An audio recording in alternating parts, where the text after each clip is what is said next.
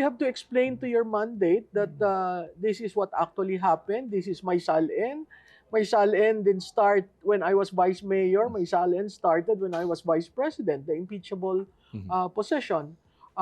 Therefore, all those SALN, illegal wealth, etc., the BIR and the AMLA will be flushed into the toilet because maling-mali yung simula.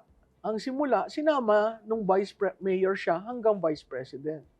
That's one. Secondly, yung sa use ng confidential fund, hindi sinasabi ng committee na meron pa siyang, pwede pa siyang mag-appeal sa Supreme Court. Ilalabas ba si Grace Piatos? Yan ang hindi ko alam. But there'll be... Would you advise? Na ilabas? Kawawa naman, lahat ng linalabas pinapatay ng mga CPP, NPA. So talaga napakahirap yung gagawin, no? Siguro ipapakita lamang kung paano ginamit. Option yan, lalabas si Grace Piatos. It's on the table. Yeah, yeah. So may Grace Piatos. Not literally that name, ano? No, but somebody with that AKA. Elias. Yeah. Okay. That's interesting. Ang sinasabi ng opposition or those behind this impeachment is that once the bank records are opened, and the transactions laid bare before the public in the Senate trial, that this will diminish the strong lead that the Vice President enjoys up to this point. Mali naman kasi yung transactions eh. Ikaw, bilyonaryo ka kung based sa transaction. Pero kung based sa actual cash, ano yung sa passbook mo, ano yung lumalaman, yun lang yun. Pero pag ginamit mo yung credit debit, at talagang aabot yun ng bilyon. Una.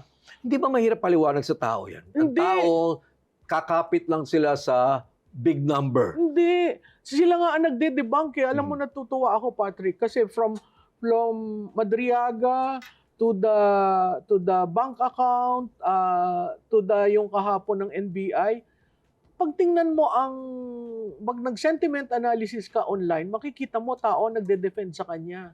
Yung bank tellers, ang daming bank tellers na lumabas at nag-explain, mali naman ho yan.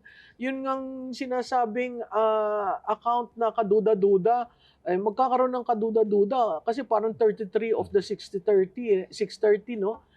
Yun yung mga nag-attempt na mag-deposit ng piso, ng 500, yung kaduda-duda, bakit ganun yung transaction? Pero maraming bank tellers, maraming bank managers ang nagsabi na mali naman yung ginagawang transactions ang basihan nyo. Ang dapat, ano yung total remaining money sa bangko? Yun ang pag-usapan natin.